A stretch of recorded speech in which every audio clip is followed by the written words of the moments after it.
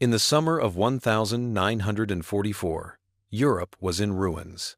The Allied forces had landed in Normandy, pushing east through the French countryside toward Paris. The German army, once confident in its conquests, was retreating under constant pressure. Amid this collapse, one man was given an impossible order, an order that would determine the fate of one of the world's greatest cities. General Dietrich von Choltitz, a career officer in the German army, arrived in Paris on the 7th of August 1944. He had served on multiple fronts, from the Netherlands to the Eastern Front, and had witnessed the destruction that modern warfare could bring. When he took command of the city, his orders from Adolf Hitler were explicit.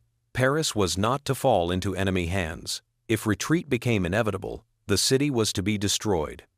Bridges were to be blown, monuments reduced to rubble, and the Seine filled with wreckage. Paris, according to Hitler's command, must not survive as a free capital. To von Choltitz, the order was both military and moral in nature, and deeply troubling. The general understood the symbolic value of Paris, not just for France, but for Europe itself.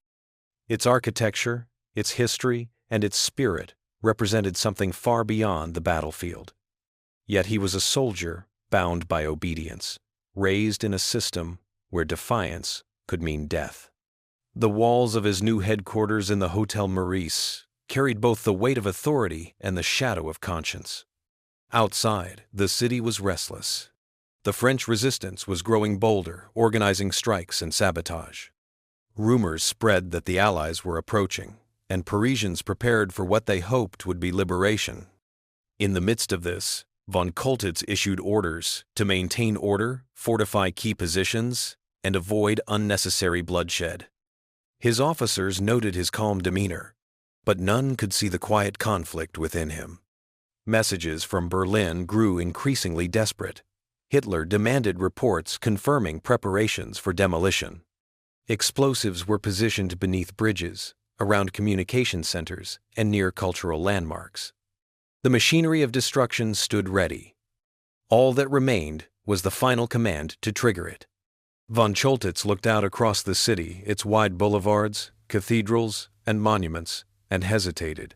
He had seen enough of war to know what awaited if he obeyed completely. Beneath the uniform and titles, something human endured a sense that history would not forgive the destruction of Paris. He knew the moment was approaching when he would have to choose between absolute obedience and the preservation of civilization itself. By mid-August 1944, Paris existed in a fragile state between occupation and uprising. German forces still controlled the city's administrative and military centers, but the structure of command was weakening. Allied armies were advancing from Normandy, and the sound of distant artillery could occasionally be heard beyond the suburbs. Inside the city, the population sensed that the end of the occupation was near. Every rumor of liberation sparked new resistance, new courage, and new danger. General Dietrich von Choltitz observed this with a soldier's precision. He had arrived with orders to hold Paris at all costs, yet he knew that his resources were limited. The German garrison numbered only a few thousand combat-ready men, supported by scattered artillery and armored vehicles. Ammunition was short, fuel nearly gone, and morale uncertain. Many soldiers no longer believed in victory. They simply followed routine. Outside the headquarters at Hotel Meurice, the atmosphere grew increasingly tense. Workers went on strike, public transport stopped, and barricades began to appear in the narrow streets. Members of the French resistance, long hidden in the shadows, now acted openly. They seized police stations, attacked supply convoys, and raised the tricolor flag over key buildings. Von Choltitz faced a dilemma that could not be solved by tactics alone. He could obey orders from Berlin and crush the uprising with artillery and airstrikes, but doing so would destroy the city he had come to respect. He could also negotiate, but any act of leniency could be viewed as treason. His duty to command collided with a growing conviction that blind obedience was no longer compatible with honor. Every morning brought new reports of chaos, power outages, shortages, gunfire in the streets. Yet amid the disorder, Paris itself still stood beautiful and intact. The Seine glistened under the August sun. The bridges were crowded with people searching for news. Von Choltitz moved between his offices and the field headquarters, studying maps of the city that now seemed less like a battlefield and more like a living work of art he had been ordered to destroy. Messages from Hitler continued to arrive through secure lines, demanding updates on demolition plans. "Is Paris burning?" was the question expected to define his loyalty. Von Choltitz filed the responses carefully, offering technical details but avoiding confirmation. He delayed, adjusted timetables, and issued vague directives that bought him time. He knew the Allies would reach Paris soon. Between the orders from Berlin and the growing resistance within the city, he stood alone at the edge of a historic decision, a general caught between destruction and conscience, waiting for the final moment when history would demand his answer. As August 1944 moved toward its climax, the weight of command bore heavily on General Dietrich von Choltitz. His office at the Hotel Muris became both a fortress and a prison. Every document he signed, every report he sent to Berlin, carried the potential for catastrophe. He followed military protocol in form, but not in spirit. The orders from Hitler were absolute. Paris must not be allowed to fall intact. Yet, von Choltitz began to interpret those commands through the lens of history rather than ideology. He had spent decades in uniform, serving under emperors and dictators alike, and he had learned that obedience without reason could destroy more than it preserved. He remembered Stalingrad, where blind loyalty had consumed entire divisions, and he had seen cities burn to ash in the name of strategy. Now, he stood over a map of Paris, a city whose destruction would serve no tactical purpose, only vengeance. The resistance was tightening its grip on the city's streets. Fighting had broken out near police headquarters, the prefecture, and several train stations. Smoke rose in the distance, but much of Paris remained untouched. Von Choltitz issued selective counter-orders, sending German troops to contain fighting rather than destroy it. His officers noticed his restraint but said nothing. To question him was to risk exposure and possibly execution if Berlin learned of his hesitation. As the days passed, von Choltitz found himself balancing survival against morality. Reports from Hitler's staff grew more aggressive. One message demanded confirmation that all major bridges had been mined. Another instructed that cultural landmarks were to be rigged with explosives. The general acknowledged the orders, but quietly countered them. In reality, only a handful of minor sites were prepared for demolition. He delayed engineers, misdirected supply officers, and ensured that critical charges were never fully installed. The danger of discovery was constant. Military police, loyal to the regime, monitored communications and movements within the garrison. Von Choltitz maintained the appearance of loyalty, holding briefings, signing papers, and maintaining the outward discipline of a commander in control. But beneath the surface, he was steering his troops away from destruction. He rarely slept. Each night, he reviewed the day's reports and listened to distant gunfire echoing through the city. The question from Berlin, "Is Paris burning?"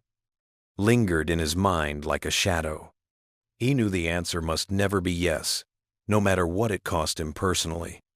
In those final days before liberation, von Choltitz ceased to act as a servant of the Reich.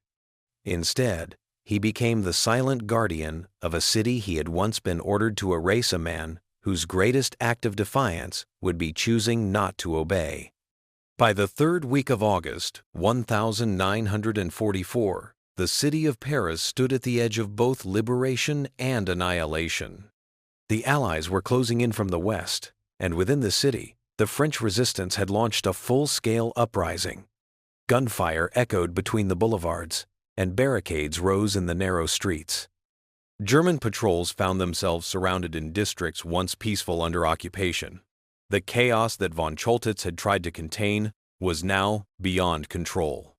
Inside the Hotel Muris, the general reviewed reports with measured calm. He understood that the city could no longer be held. Supplies were nearly gone. Communication with the German High Command had become erratic, and reinforcements were impossible. The order from Berlin still stood: destroy the city before surrender, but reality had rendered it meaningless. The enemy was no longer only at the gates, it was within every corner of Paris. The turning point came not from strategy, but from clarity. Von Choltitz realized that to obey Hitler's command would not change the outcome of the war. It would only turn history's judgment against him and his soldiers. The destruction of Paris would not delay defeat, it would define it. In that moment, his sense of duty shifted from serving power to serving civilization. He began to act decisively but discreetly.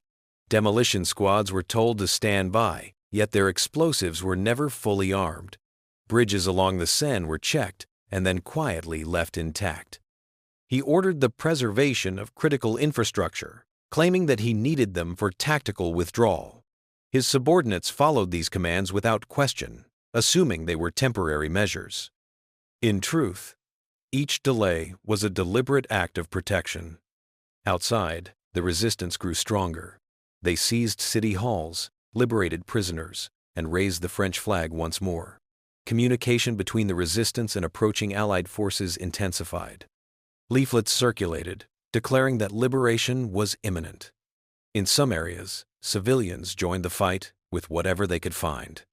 Yet even amid the violence, the city's heart, its monuments, bridges, and streets remained untouched.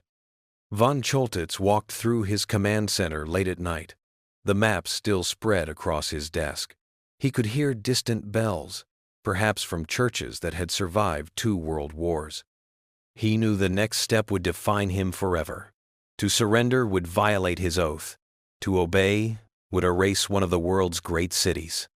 History often remembers destruction, but on that night, von Choltitz understood that his legacy could be built on refusal, the courage not to act when obedience demanded devastation. The decision was no longer military. It was human. The final week of August 1944 began with smoke and uncertainty. The uprising inside Paris had reached full force. Resistance fighters controlled parts of the city center, while scattered German units held government buildings and intersections. Telephone lines were unreliable, and radio communication with Berlin was fading into static. General Dietrich von Choltitz knew that he was commanding a garrison no longer capable of coordinated defense. Reports from his officers described mounting chaos. Ammunition was running out.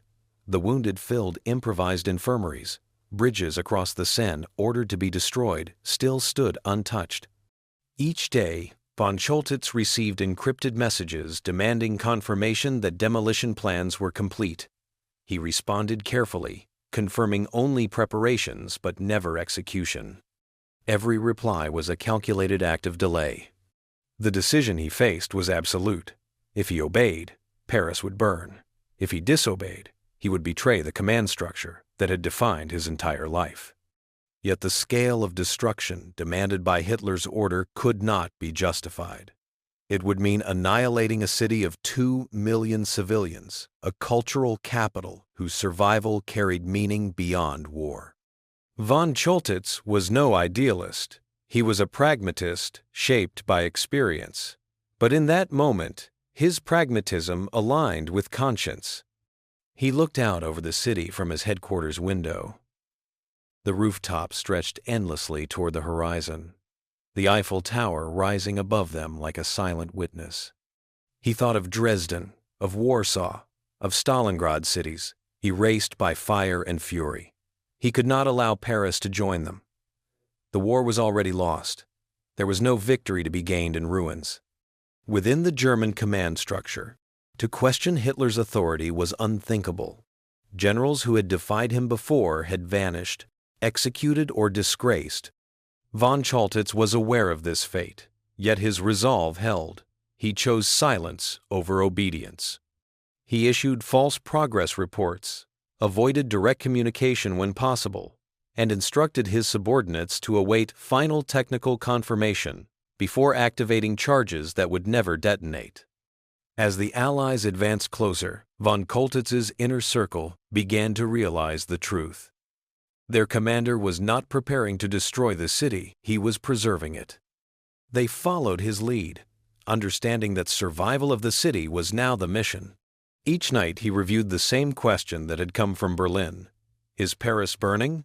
His answer remained unwritten, but it existed in the stillness of the city outside his window, a city scarred yet standing. In defying an order, von Choltitz had discovered a rare kind of courage. Not the courage to fight, but the courage to resist. Destruction to stand against the machinery of war, not with violence, but with restraint. The decision was made. The city would live. On the morning of the 24th of August 1944, the sound of artillery thundered beyond the western edges of Paris.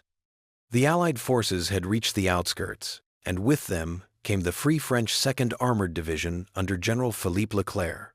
For the people of Paris, the noise meant hope. Bells rang from church towers, crowds gathered in the streets despite the danger, and tricolor flags reappeared on balconies after 4 long years of silence. The city was awakening to liberation. Inside his headquarters at the Hotel Muris, General Dietrich von Choltitz monitored the situation with composed clarity. Reports confirmed that German lines were collapsing. Units stationed at the city's perimeter were surrendering or retreating in disarray. Resistance fighters had already seized police headquarters, the city hall, and other strategic points. The German command in Paris was disintegrating. Berlin continued to send messages. Hitler demanded destruction. The bridges, the monuments, the entire infrastructure of Paris were to be demolished before withdrawal. But the order arrived too late to matter. The explosives placed beneath the bridges were inert. The fuses had never been connected. The engineers responsible for the charges had followed von Choltitz's subtle but decisive instructions to delay, to prepare, but never to act. As the Allies advanced toward the center, von Choltitz issued one final order: all remaining German troops were to cease fighting within the city limits. He understood that resistance now served no purpose. To continue would only turn Paris into another battlefield, one more wound in a war already lost. His tone was calm, but absolute. The city would not burn. On the afternoon of August 25, von Choltitz surrendered his command to French forces at the Prefecture of Police. The meeting was brief, conducted with military formality. Outside, the streets filled with the sound of celebration. Crowds embraced soldiers, flags waved, and the bells of Notre Dame rang freely for the first time since the occupation began. The city lived not by miracle, but by choice. That evening, as von Choltitz was taken into custody, Paris glowed in the light of liberation. Buildings stood intact, bridges spanned the Seine as they always had, and history had been spared a new scar. The general, who had once been sent to destroy, now found himself remembered for restraint. The war would continue for months elsewhere, but for Paris, it was over. The city that had survived revolutions, sieges, and occupations had been saved once more, this time not by force, but by a single man's refusal to obey destruction. After his surrender, General Dietrich von Choltitz was taken into Allied custody and transported to a prisoner of war camp. For the first time in years, he was no longer surrounded by soldiers or machinery, but by silence. The war around him continued to rage, but his part in it was finished. The man who had been sent to erase Paris was now its unexpected savior. Yet in captivity, von Choltitz found no triumph, only reflection. The news of Paris's survival spread quickly. Photographs of cheering crowds and unscathed landmarks appeared in newspapers across the world. The Eiffel Tower still stood, the bridges still crossed the Seine, and the city's great boulevards remained alive. For many, the liberation of Paris became one of the most symbolic moments of the entire war. Behind the celebrations, however, few yet knew of the quiet act of defiance that had made it possible. In the months that followed, von Choltitz faced interrogation. Allied officers questioned his loyalty, his motives, and his past. He had served faithfully in Hitler's army for years. He had participated in campaigns that left scars across Europe. Some accused him of acting only out of self-preservation, fearing retribution from the Allies once defeat became inevitable. Others argued that his decision was driven by genuine moral awakening. Von Choltitz rarely offered explanations. When asked why he had refused to carry out the destruction of Paris, his answer was simple: the order was senseless. To destroy a city of culture and history served no military purpose, and he would not be remembered as the man who brought it to ruin. His tone remained matter-of-fact, without sentiment, as though he had merely fulfilled a duty to reason rather than to conscience. In France, the memory of August 1944 grew into legend. Paris had been spared, and while the resistance and Allied armies were rightly celebrated for their courage, whispers of the German general who disobeyed a tyrant began to surface. Historians debated his intentions, moralists questioned his past, and writers transformed his defiance into symbol. As years passed, von Choltitz lived quietly after his release. He carried no public bitterness, gave few interviews, and never sought recognition. History would judge him not as a hero, but as a man who, in a single moment, chose preservation over destruction. In an era defined by devastation, that choice stood out as a rare act of humanity within the machinery of war. Paris endured, and because it endured, so too did the reminder that even in the darkest structures of obedience, conscience could still prevail. In the years after the war, Paris stood as both a survivor and a symbol. Its buildings bore no scars of total war. Its monuments still shone beneath the same light that had illuminated centuries of history. The people of Paris rebuilt their lives not from ashes, but from endurance. The city became a monument to resilience, not because of destruction overcome, but because of destruction avoided. General Dietrich von Choltitz returned to a Germany that was no longer an empire. The nation he had once served with unquestioned loyalty was divided, its ideology shattered. He lived quietly, away from politics, and rarely spoke of the war. When journalists sought his story, he offered measured responses. He insisted that he had not been a hero, merely a soldier who understood that blind obedience had reached its end. "I received an order to destroy Paris," he once said, "but I did not want to be remembered as the man who destroyed the City of Light." His restraint echoed across generations. To historians, his decision became a point of study, an example of how personal judgment could alter the course of history. In military academies, officers analyzed the moment when duty met conscience, when command yielded to moral clarity. For Parisians, his name remained a quiet footnote beneath the greater story of liberation. Yet his defiance had preserved not only the architecture of a city, but a fragment of humanity amid the ruin of war. As time passed, the world continued to change. New conflicts arose. New cities faced their own moments of peril. But the story of August 1944 endured the moment when destruction was withheld, when one man chose restraint over rage. Paris remained whole, its bridges spanning the Seine as they always had, its cathedrals standing as they had for centuries. Visitors walked its streets unaware that every stone beneath their feet existed because one order had been disobeyed. Von Choltitz died in 1966, leaving behind neither memoirs nor declarations. History remembered him not for the battles he fought, but for the one he refused to wage. In that refusal lay a rare victory, one measured not in conquered territory, but in what was allowed to survive. Paris still stands as it did then, radiant, imperfect, alive. Its light, once threatened by war, remains undimmed. And beneath that light, the city carries an unspoken truth that even in times of obedience and fear, one act of conscience can preserve the soul of civilization.